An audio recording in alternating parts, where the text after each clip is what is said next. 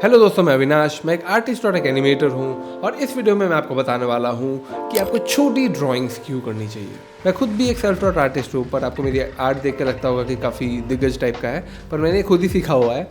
और इसके लिए मैं क्रेडिट देना चाहता हूँ कि मैंने अपने पूरे करियर में, मैंने अपने पूरे प्रैक्टिस करियर में भी छोटी छोटी ड्राइंग्स मैंने बहुत सारी बनाई थी। तो मैं इस वीडियो में आपको ऐसी 10 चीज़ें बताने वाला हूँ जो मैं अपने 7 साल के एक्सपीरियंस में, आर्टिस्ट लाइफ के एक्सपीरियंस में मैंने खुद सीखी है जब मैंने छोटी ड्राइंग्स की थी। और उससे मेरी आर्टिस्टिक स्किल्स बहुत ही ज़्यादा इंप्रूव हो गई थी बहुत ही कम टाइम में, जो मुझे नहीं लगता कि बहुत जल्दी इंप्रूव हो सकती थी अगर मैं बड़ी पेंटिंग्स बनाता रहता। बट बिफोर वी स्टार्ट मैं आपको बताना चाहता हूँ कि मैंने जो रेफरेंस इमेजेस लिए हैं वो मैंने पिंटरेस्ट से उठाए हैं। और जो पहली है ये एक रॉक आइलैंड की है और पीछे समंदर है और उसके पीछे स्काई। तो जो पहली चीज़ जो मैंने सीखी वो थी इंपॉर्टेंस ऑफ वैल्यूज़।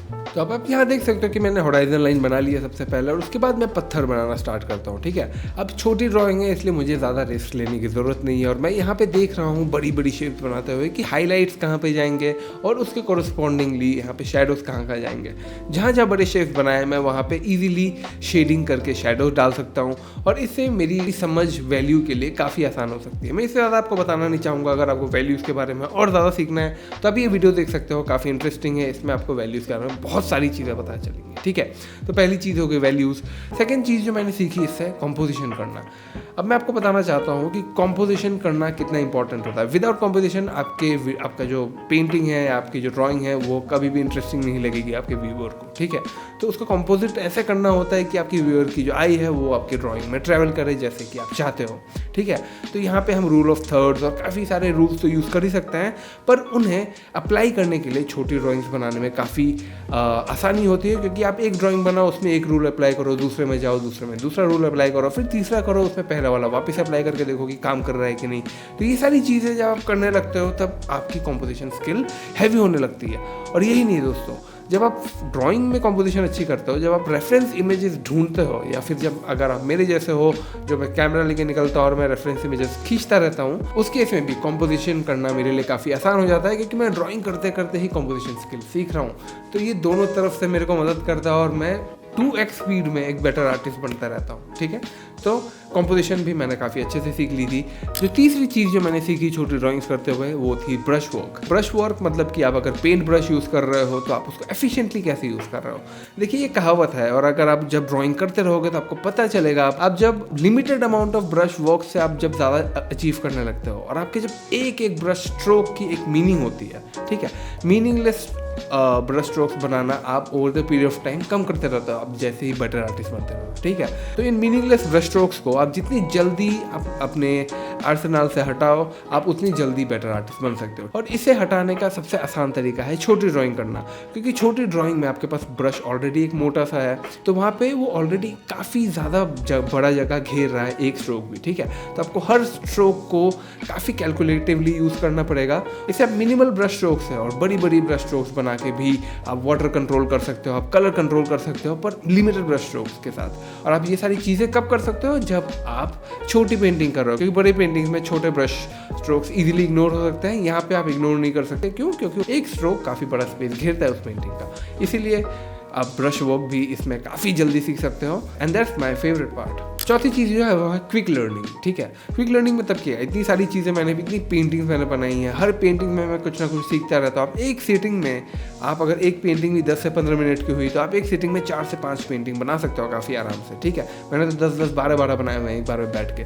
तो आप हर पेंटिंग्स के बाद कुछ ना कुछ सीखते हो, काफ़ी जल्दी सीख जाते हो। आपके अंदर प्रेशर नहीं होता, क्योंकि अगर एक पेंटिंग गलत बन भी जाती है उसे छोड़ो, आगे बढ़ो। और जैसे ही आपके अंदर प्रेशर कम होती है, आप ज़्यादा रैप्स करते रहते हो, और इन सब चीज़ों की वजह से आप एक कॉन्फिडेंट आर्टिस्ट तो बनते ही हो और आपकी स्किल्स भी काफ़ी इंप्रूव होते रहती है। तो ये 4 जो चीज़ें थी ये थी फंडामेंटल्स की, पर मेरी आर्टिस्ट लाइफ को भी छोटी ड्राइंग्स ने काफ़ी इंपैक्ट किया है। कैसे? Point number 5, this is ideal for daily practice. आपको कमिट करने की ज़रूरत नहीं है। अगर आपको बिल्कुल भी ड्राइंग करने का मन नहीं है तो आप बस बैठो और आप एक ही छोटी सी ड्राइंग बनाओ। 10 मिनट लगेंगे, आपकी ड्राइंग कंप्लीट हो जाएगी, आप उठ के चले जाओगे। मोस्ट प्रोबेबली क्या होगा कि आप इतने इंटरेस्टेड हो जाओगे कि आप 4-5 ड्राइंग्स और बना लो। पर आपको ये देखना है कि आपको अगर डेली ड्राइंग को प्रैक्टिस रखना है तो आपको लोवेस्ट हैंगिंग फ्रूट को आपको एम करना पड़ेगा। और लोवेस्ट कमिटमेंट क्या है? सबसे छोटी ड्राइंग। तो आप हमेशा ट्राई करो कि एक छोटी ड्राइंग तो मैं एटलीस्ट बना लूँ। अब उसके लिए एक छोटी सी स्केच बुक कैरी कर सकते हो, जिसके बारे में मैं आगे बात करने वाला हूँ आपसे। अब जैसे मैंने आपको बताया था कि इसमें ज़्यादा आपको प्रेशर लेने की ज़रूरत नहीं है, तो स्टेक्स आपके कम रहता है, ठीक है। जब आपके स्टेक्स कम रहते हो तो आप ना चाहते हुए भी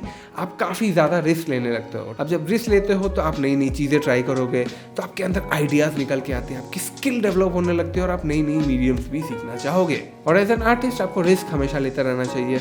और हम जब बड़ी पेंटिंग्स बनाते हैं तो हम उनमें रिस्क नहीं लेते, क्योंकि हमें पता है कि कुछ गलती हुई तो हमें ये पेंटिंग को स्क्रैप करके वापस से बनाना पड़ सकता है। छोटी पेंटिंग्स में वो गलती होती नहीं है, तो आप हमेशा आप रिस्क लेते हो।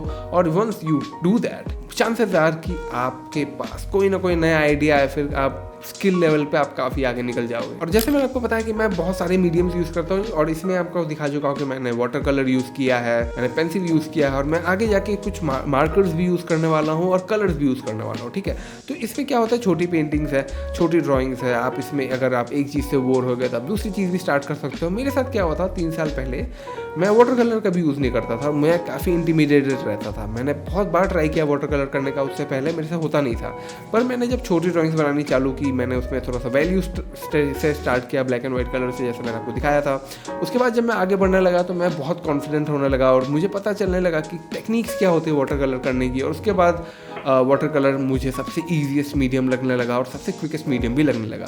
और आप मेरी ड्राइंग्स में भी देख सकते हो, जैसे पत्थर वाली जो ड्राइंग थी उसमें आपने देखा था कि मैं वाटर कलर से काफ़ी जल्दी, काफ़ी अच्छे स्ट्रोक्स की मदद से मैं पेंसिल से काफ़ी तेज़ी से सेम अमाउंट ऑफ डिटेल लेके आ सकता हूँ अपनी ड्राइंग्स में। आप oils, charcoal pencil, water colour, gosh on toned paper, और आप अंडर पेंटिंग करके भी बहुत सारी चीज़ें कर सकते हो। तो आपको जो यूज़ करना है करो, पर आप बहुत सारी मीडियम्स ट्राई करो, क्योंकि ऐसा हो सकता है कि आपकी फेवरेट जो मीडियम हो वो आपने अभी तक एक्सप्लोर ही नहीं की हो। पॉइंट नंबर 1 जो मेरे लिए एज एन आर्टिस्ट काफ़ी ज़्यादा हेल्पफुल था, वो था कि ये सेटअप काफ़ी पोर्टेबल और स्पॉन्टेनियस है। आपको क्या चाहिए, आपको एक छोटी स्केचबुक चाहिए, एक छोटा सा कलर पैलेट और एक ब्रश पेन।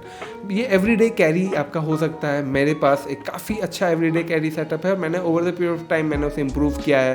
कुछ कुछ चीज़ें डाली है, कुछ कुछ चीज़ें हटाई है। मैं सीजनली अलग अलग चीज़ें कैरी करता हूँ अपने साथ। अगर आप आर्टिस्ट हो तो आप ज़रूर अपने साथ एक स्केचबुक रखो और कुछ पेंसिल या फिर कुछ स्केच पेन्स या फिर वाटर कलर का एक छोटा सेटअप रखो। और जब भी आप बाहर जा रहे हो तो उसे लेके जाओ। अगर आप रेस्टोरेंट में बैठ के खाने के लिए वेट कर रहे हो तो उतनी देर में आपने कुछ ड्राइंग बना ली। ये सारी चीज़ें आपको अपने प्रैक्टिस में लेके आनी चाहिए, क्योंकि आप जब लाइव बाहर बैठ कर ड्राइंग बनाते हो ना, तो आप उसमें ऐसी ऐसी चीज़ें सीखते हो, आपको खुद भी पता नहीं चलता है, ठीक है। अब प्रेशर एनवायरनमेंट रहता है, आप एक ही सब्जेक्ट को आप मल्टीपल एंगल से देख रहे हो, तो उसके लिए आपको एक सेटअप आपके साथ रखना ज़रूरी है। एवरीडे कैरी होना चाहिए। मेरे पास एक काफ़ी कूल एवरीडे कैरी सेटअप है जो बहुत ही मिनिमल है। अगर आपको देखना है तो आप मुझे बताना, मैं आपको ज़रूर दिखाना चाहूँगा अगली वीडियो पे, किसी वीडियो पे आप कमेंट करके मुझे बताना ज़रूर। और ये जो आखिरी की जो 2 पॉइंट्स हैं, ये मेरे करियर के रिलेटेड है, मेरे प्रोफेशनल लाइफ के रिलेटेड है। मैंने आपको बताया था कि मैंने स्टोरी बोर्डिंग का काम किया हुआ है 1 साल तक, और उस 1 साल में मैंने लगभग 1800 से 2000 स्टोरी बोर्ड्स बनाए हुए थे। और उसी 1 साल में मैंने अपनी ड्राइंग को काफ़ी ज़्यादा इंप्रूव कर ली थी, क्योंकि स्टोरी बोर्ड जो होते हैं वो छोटे छोटे से ड्राइंग्स होते हैं। तो आप अगर एक एनिमेटर हो तो ये तो बेस्ट है, क्योंकि आप थंबनेल्स बना सकते हो अपने बैकग्राउंड्स के और आप सीन्स के, और स्टोरी बोर्ड्स बना के आप क्लाइंट्स को दिखा सकते हो, या फिर आप अपने हेल्प के लिए भी लगा के रख सकते हो। मैं एज एन एनिमेटर मैं स्टोरी बोर्ड्स बना के रखता हूँ, क्योंकि जब स्टोरी बोर्ड्स होती है ना, आपको ऐसा लग सकता है कि स्टोरी बोर्ड्स बनाना एक वेस्ट ऑफ टाइम है, क्योंकि इसमें एक्स्ट्रा एफर्ट लग रहा है। पर अगर आप जब एक स्टोरी बोर्ड बनाते हो तो आपका बिफोर एनिमेटिंग, बिफोर पेंटिंग, आपका जो पूरा प्लान है वो प्रॉपर्ली आपके आगे लेड आउट रहता है, और स्टोरी बोर्ड्स की मदद से ही आपकी काफ़ी ज़्यादा हेल्प होती है। तो it's specially if you are an animator, या फिर आप किसी फिल्म में काम कर रहे हो विजुअल डिपार्टमेंट में, तो आपको पता होगा कि स्टोरी बोर्ड्स कितनी इंपॉर्टेंट होती है। और वो स्टोरी बोर्ड्स क्या होती है, वो छोटी ड्राइंग्स होती हैं, तो they are important. Benefit number 10 of small drawings is कि क्लाइंट को पिच करना काफ़ी आसान हो जाता है। अब over the period of time मेरी क्लाइंट्स के साथ काफ़ी बात होती है, क्योंकि मैं उनके साथ स्पॉन्सर्ड वीडियोज़ या फिर स्पॉन्सर्ड एनिमेशंस बनाता रहता हूँ, तो उन्हें चाहिए होता है कि मैं किस टाइप की वीडियो बनाने वाला हूँ, ठीक है। आप लिख के तो दे ही सकते हो, तो उसमें विजुअल्स होते नहीं है, तो ना वो बाद में चेंजेस मांगते रहते हैं कि ये अच्छा नहीं लग रहा है, इसे चेंज कर दो, ये अच्छा नहीं लग रहा है, इसे चेंज कर दो। एज एन एनिमेटर या फिर एज ए कंटेंट क्रिएटर अगर आप वीडियोज़ बना रहे हो, तो उन्हें एक अगर आप छोटी सी अगर आप ऐसी आप स्टोरी बोर्ड सीक्वेंस दिखा दो एकदम बेसिक ड्राइंग्स के साथ कि क्या हो रहा है, इसमें आप कंपोजिशन भी सेट कर सकते हो कि इसमें आप फोरग्राउंड, मिडिल ग्राउंड, बैकग्राउंड कर सकते हो। अभी एक मेरी सैमसंग के साथ स्पॉन्सरशिप डील हुई थी, जिसमें मैंने उन्हें ये स्टोरी बोर्ड दिखाया था for approval of a reel, जो अप्रूव्ड हो गई थी। और जब मैंने उन्हें ये रील दिखाई तो वो डायरेक्टली अप्रूव हो गई, क्योंकि उन्हें कोई क्वेश्चंस नहीं थे, उन्होंने पहले ही स्टेज में उन्होंने अप्रूव या डिसअप्रूव कर दिया था स्टोरी बोर्ड्स को लेकर, तो मेरा काम काफ़ी ज़्यादा आसान हो गया था। और ये सेम चीज़ एनिमेशन के साथ भी हो सकता है। ये मैंने एनिमेशन कुछ टाइम पहले बनाया था, इसका भी मैंने ये स्टोरी बोर्ड्स बना के दिखाया है, उन्होंने अप्रूव कर दिया काफ़ी आसानी से, तो इससे मेरा काम काफ़ी आसान हो गया। और आपने देखा है कि स्टोरी बोर्ड्स में मैंने ज़्यादा मेहनत नहीं की, पर मैंने ये इंश्योर किया कि जो फंडामेंटल्स है या फिर जो कंपोजिशंस है वो एकदम इंटैक्ट रहें, जिससे दिखने में आसानी हो। ठीक है, तो ये 10 रीजंस थे जो मैं आपको बताना चाहता था, जिसने मुझे पर्सनली इफेक्ट किया और मुझे प्रेरित किया कि मैं स्मॉल ड्राइंग्स और बनाता रहूं। तो आप भी ट्राई करो छोटी ड्राइंग्स बनाना, क्योंकि आप जितनी ज़्यादा बनाओगे आप उतने ज़्यादा बेटर आर्टिस्ट बनते रहोगे। ऐसी वीडियोज़ में और बनाता रहता हूँ, और ये मेरे कुछ पुराने वीडियोज़ हैं जो आप देख सकते हो। तब तक के लिए मैं आपसे मिलता हूँ अगली वीडियो पे। बाय।